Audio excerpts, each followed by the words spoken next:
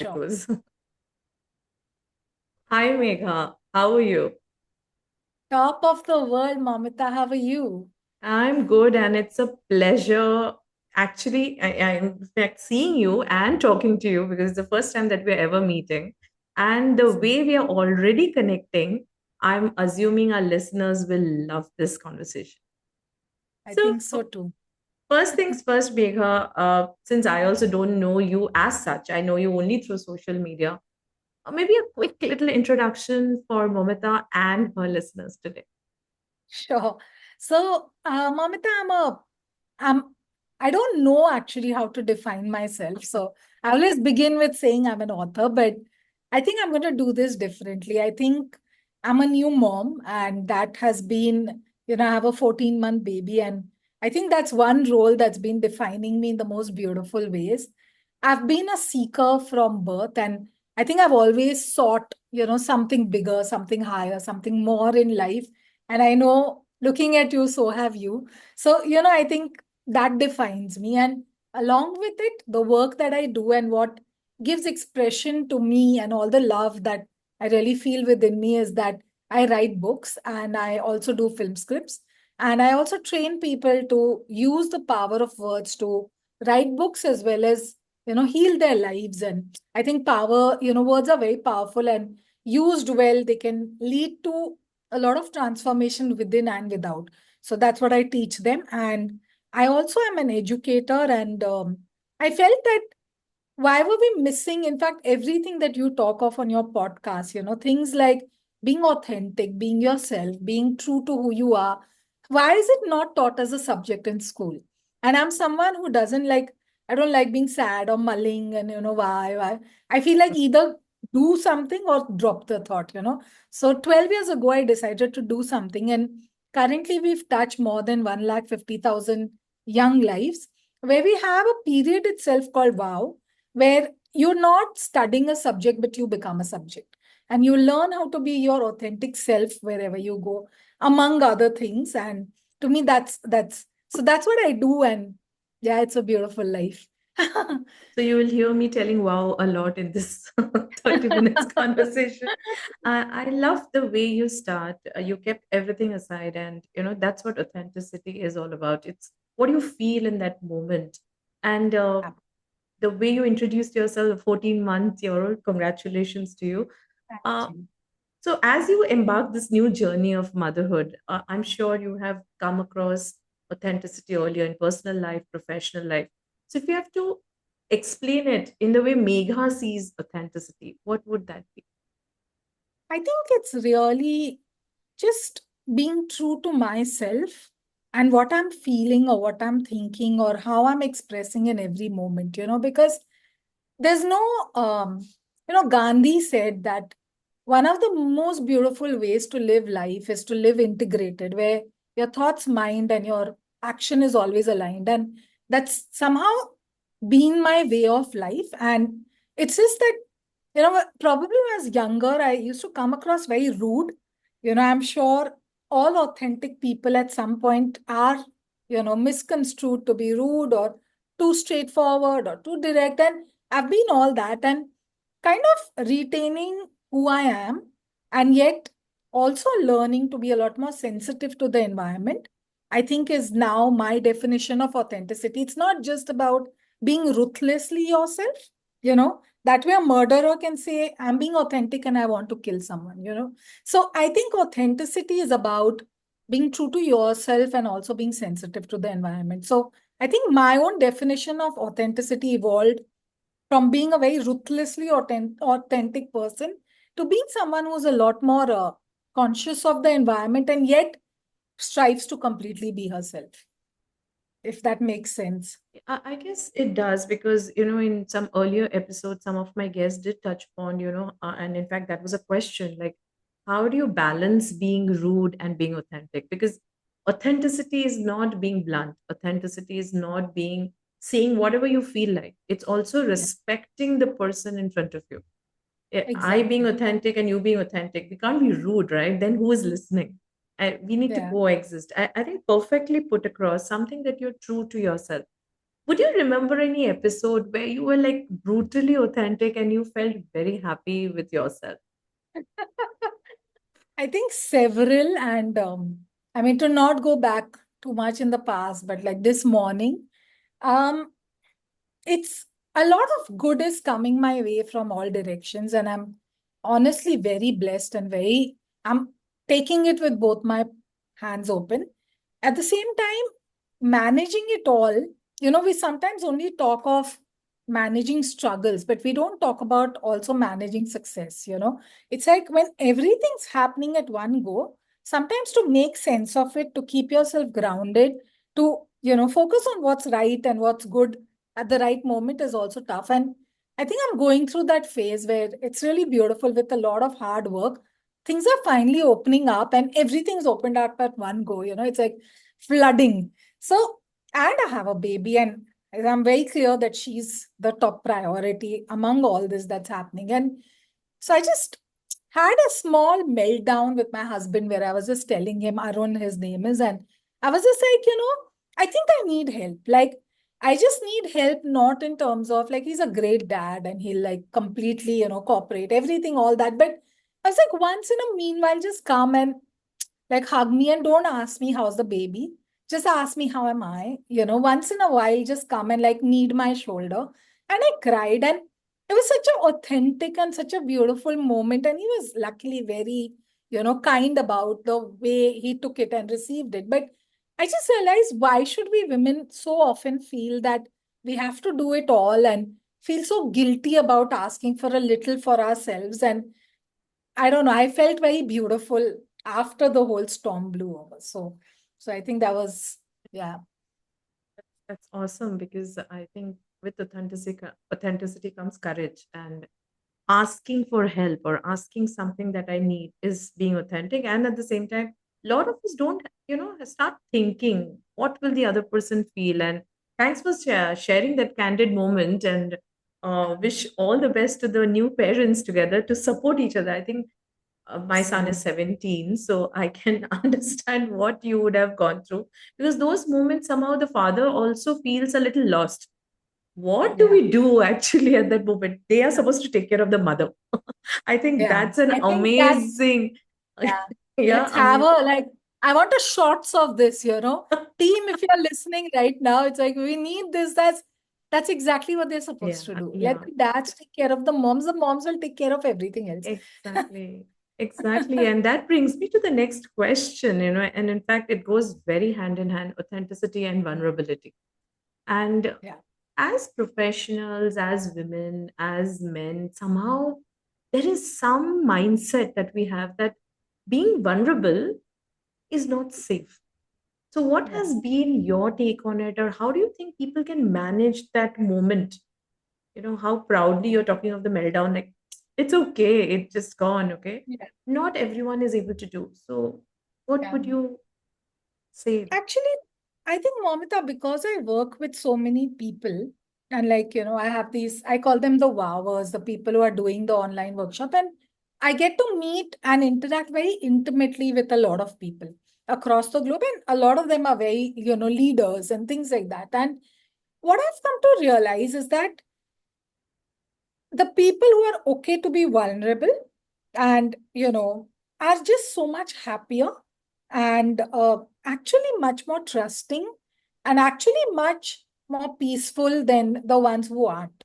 So my thing is, when there's an option available which lets you be more peaceful, more happy, more, in fact, strangely you feel more empowered when you're okay to share your vulnerability, because the person at the other end or the team or whoever also realizes, yeah, like just like us, she's human, versus trying to all the time have this facade of perfection. And I don't know what this whole perfection thing is. Even on this whole, like, social media is all about just portraying so much of the best you, and I feel that I'd rather not. I'd rather be me and see where it takes me versus, the other. So I think being vulnerable is just so much happier, that and very clearly seeing the people who are vulnerable and how happy and relaxed they ultimately feel versus the ones who are always living on the guard. I think the option or the choice for me is effortless in every moment. So, and Because being vulnerable, not as, like how J.K. Rowling shared that, oh, I'm not like trying to romanticize poverty. I'm not trying to romanticize vulnerability. I mean, if I'm feeling vulnerable, and if it's too often, or if it's like every day, or if it's a weakness, I better work on it.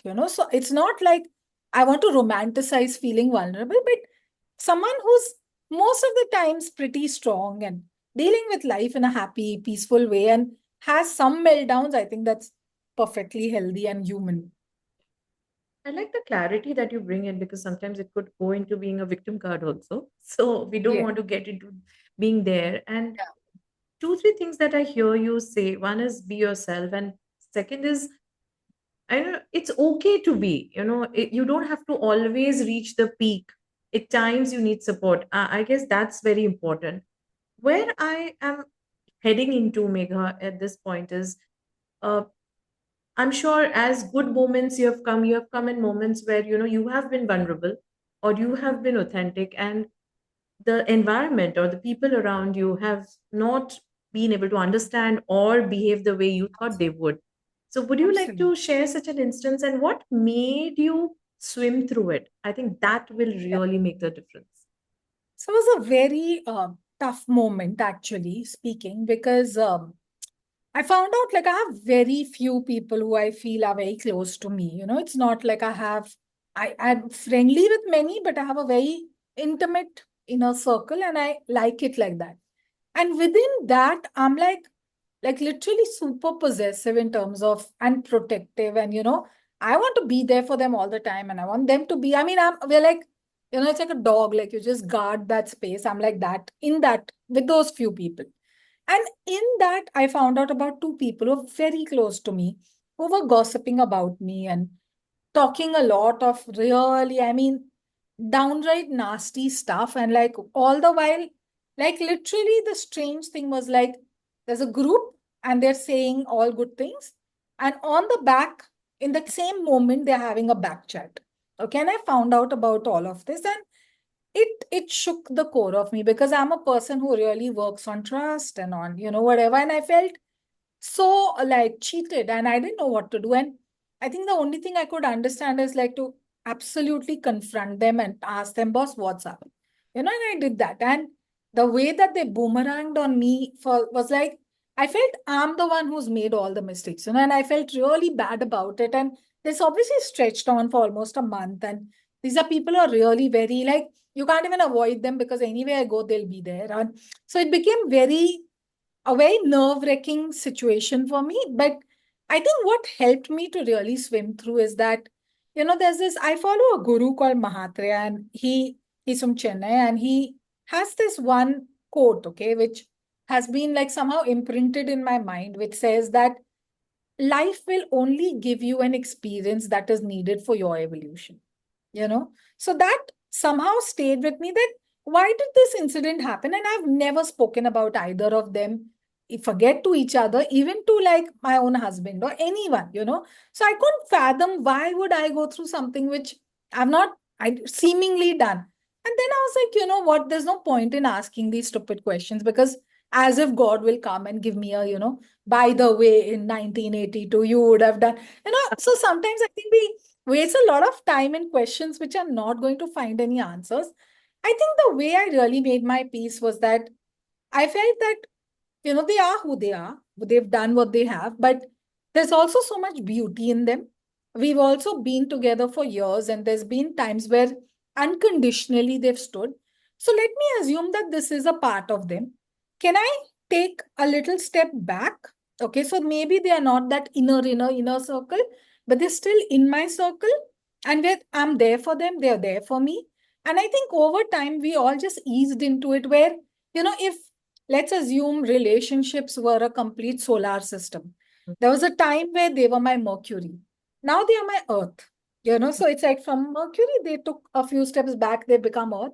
But there's life on Earth, and there's so much of peace in interacting with them, with nothing. And I think they are also so much at ease. So I think the peace or the authenticity that helped me, one, if I had not confronted them, I would have lived with this feeling of like burden of my God, So of course it became ugly, everything, but also then to swim through it, realizing that every person is a mix of everything, and forgiving them, myself, and finding safer, path to tread on. I think that's one instance that immediately comes to my mind. You have got the award for being courageous at this point, Megha. I mean, the way you are, I'm sure it would not have been easy in those moments, but the way you shared it and the smile on your face and, falling back on like, okay, somebody's not going to come back and answer all my questions. I think it calls for a high level of self awareness and it also does accepting. I love the way you said everybody has their goods and bads, but we all know that. But in those Right. moments, it's very difficult to accept the fact that what have I done? Why me? And you have Yeah. answered it so well. So thank you so And much it for took sharing me a that. while. It's, Yeah, yeah, it took me its journey. It wasn't like, oh, first I was like just sure. plain angry. Then I was hurt. Then I cried. I mean, I went through all of it, but ultimately we're in a state where three of us are happier than we've ever been, within the relationship parameter. Yeah, I Yeah. I think sometimes at times also, as you started the story saying that you're very close to people, at times we also, kind of in that closeness, we try to restrict and we start seeing the person the way we want to see. Yeah, and Yeah. that's where that authenticity, and that's where people, so I think this can go on as a separate relationship and authenticity podcast. Yes. Uh, I was just trying to understand. One is that you are very self aware, you come across with the right choice at that moment. And uh, 24 has been a year, where I went through a little bit of health hiccups. And, that same question came that what have I done wrong that all of a sudden and why at this level, the level Yeah. was quite high. Now, Yeah. for some reason, the way I am, I accepted and I moved on. And, when people ask, how come you're smiling, happy? But that's how I am, a free spirit in terms of I can't stay sad for too long, that's my problem.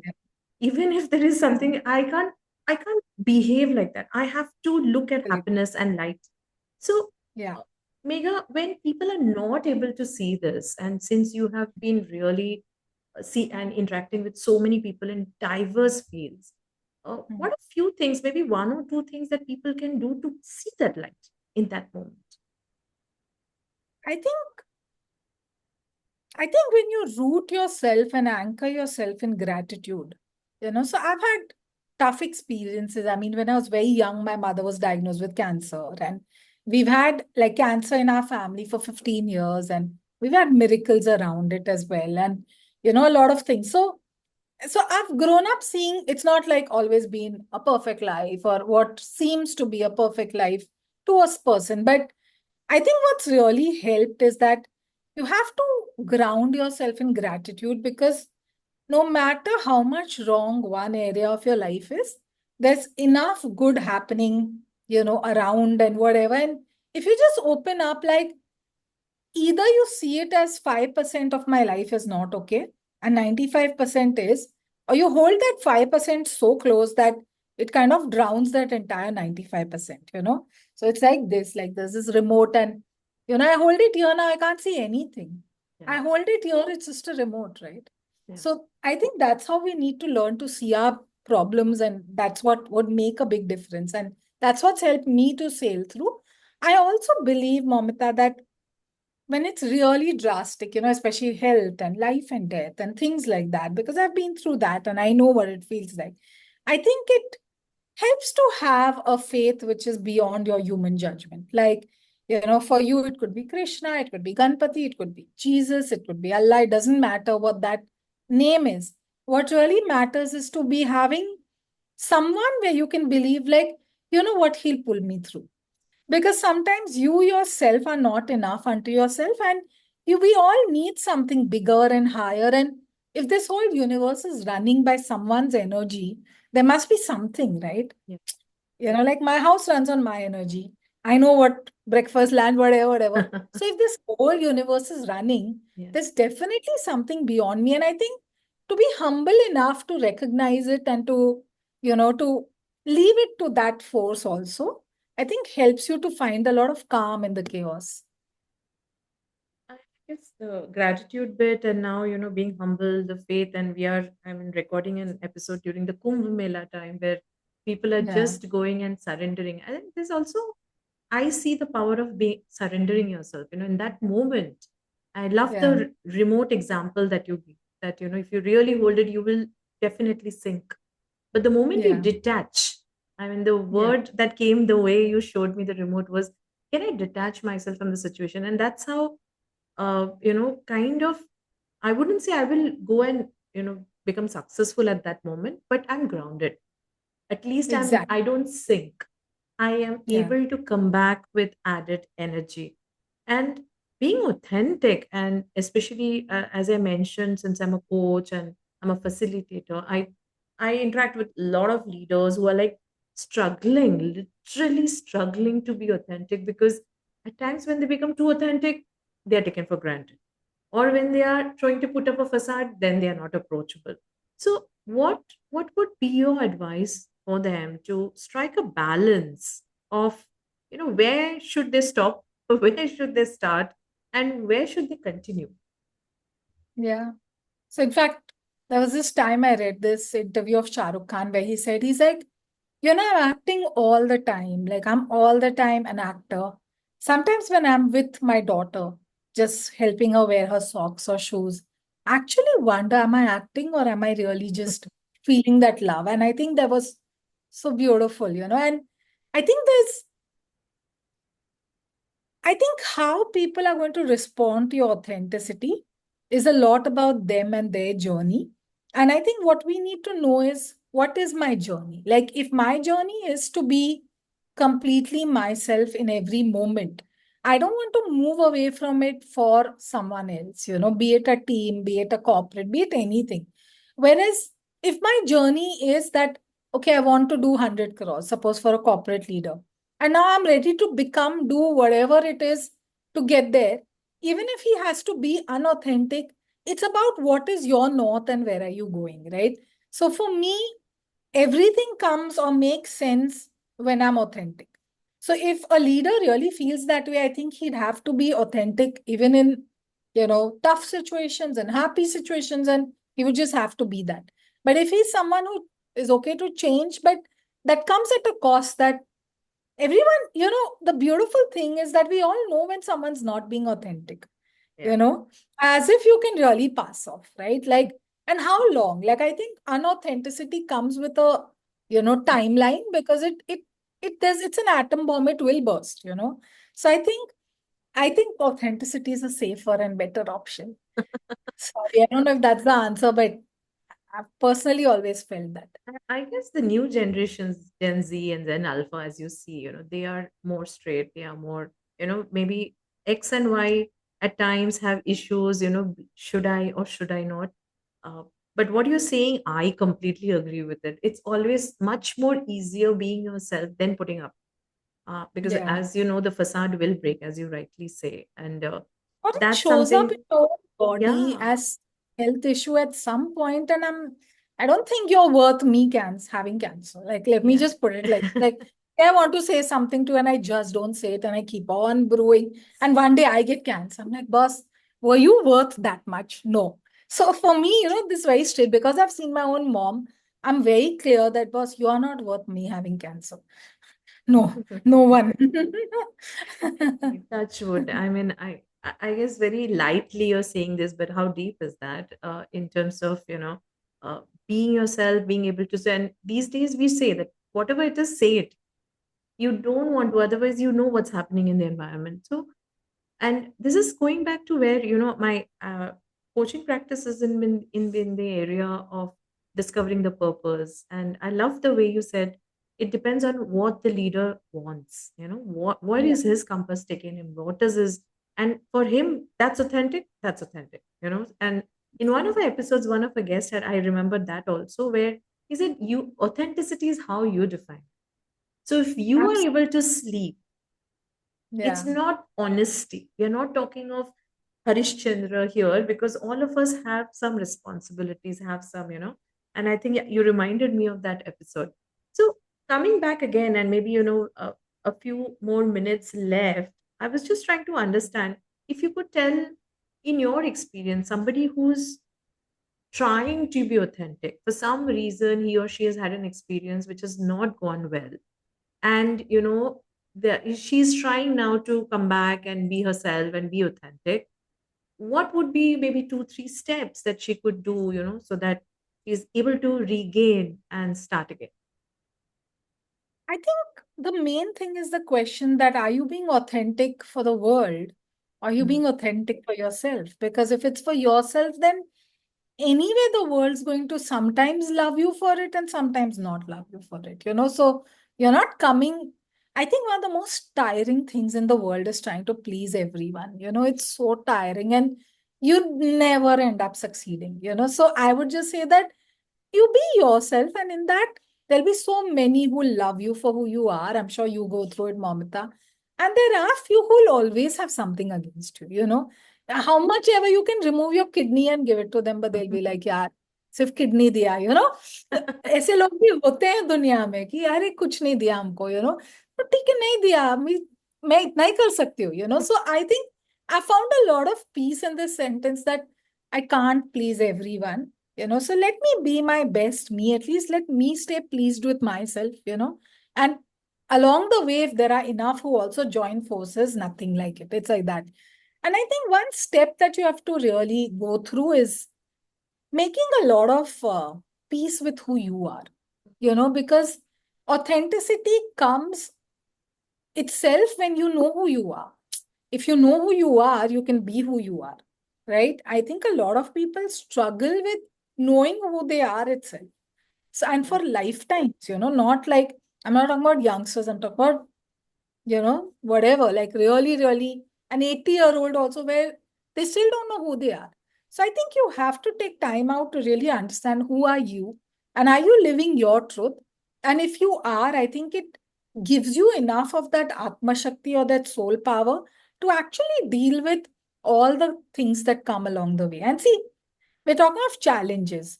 Anyone who's authentic will also have a lot of very good, happy moments as well. So you can always rely on that. Yes, I did this, I was authentic and it failed this time. But also because I was authentic, I've also reached to this level, right? Especially with your leaders. Like, it's like because they're authentic, sometimes things may backfire. But because they've been so authentic, they are a leader. They are in the position where they even lead a team, right? So to me, that would give me a lot of power to keep moving. I love the way you're articulating. Of course, you are an author. I should not be giving you this. You know the words. But I love the positivity that you're bringing in, Megha. I mean, even in a situation where I have, I can always go down, down, down the rabbit hole. But what I can look at is my positive. And very unconsciously, you're sharing this. I thought I should just put it across to you because it's Thank you so reaching, even though much. at a distance, it's reaching here that whatever it is, if you're Because positive, I live this. I'm yeah, not speaking this. Like I yeah, live this. You wake me up at 2 a.m., I'll give you the same answers. I can There's feel nothing. that.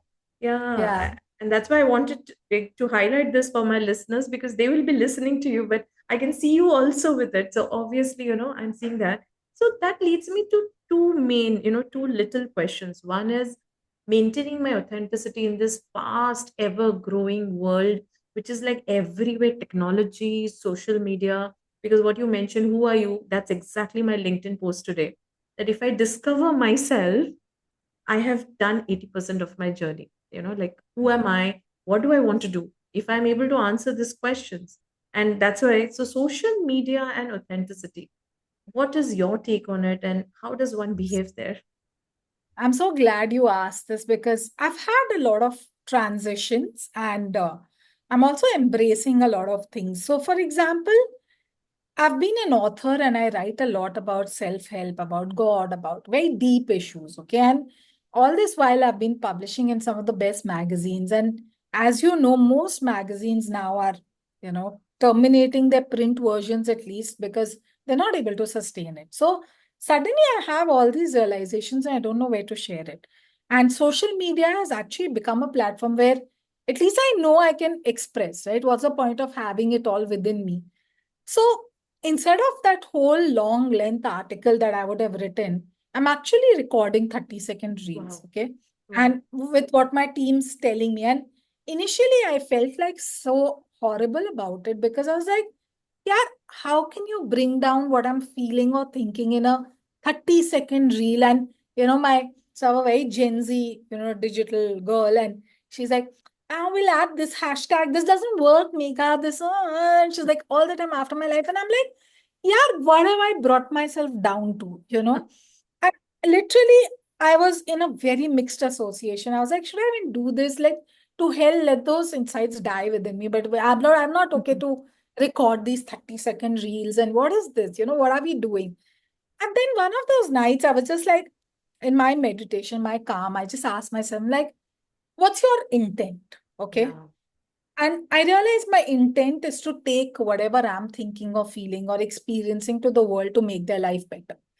And literally, it was as if I was having a conversation with my God, my guru. And he's literally telling me, he's like, if your intent is right, whether it is going in the form of water or steam or ice, why are you getting so hassled? Stay true to yourself. So don't think, oh, someone who used to write for Reader's Digest is now doing only posts on LinkedIn or reels on Insta. Think of what's your intent.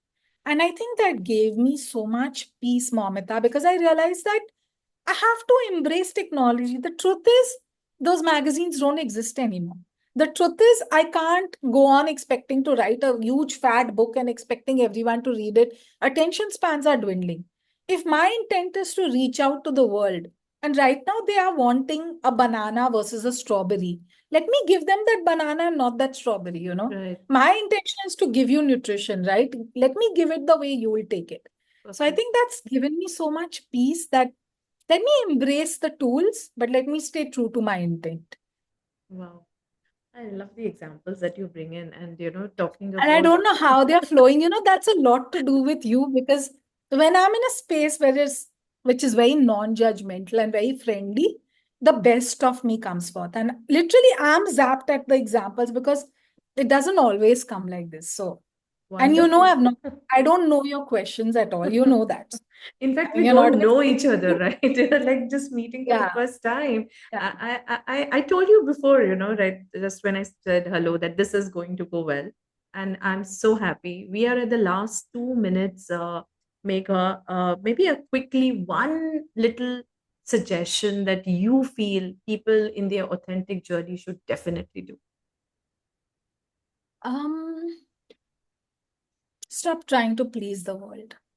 Mm. I think that's a very big one, very small sentence, but takes centuries and years. And because, and not, we always think of people pleasing as a bad thing. It's actually because you love them so much. You love people. You don't want to hurt them. You don't want to say no. You don't want to come across wrong. So it's a lot layered. It's not just like, oh, wanting to please for that promotion. Pleasing happens at a lot of layers. But I've really come to realize that at some point of you feels really cheapened every time you know that you've been something you're not for the heck of the other. And I'm saying it not as growing or when you want to say no, but you just say yes, a part of you resents yourself for it.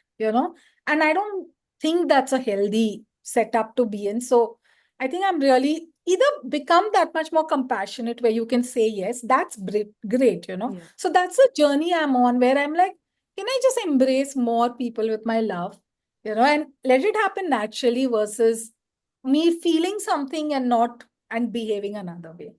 So yeah, that's the one. Perfect, perfect. Being yourself, not trying to please others, is authenticity. So I guess that's it. And I'm so happy that being authentic and two authentic people can just click and talk and connect.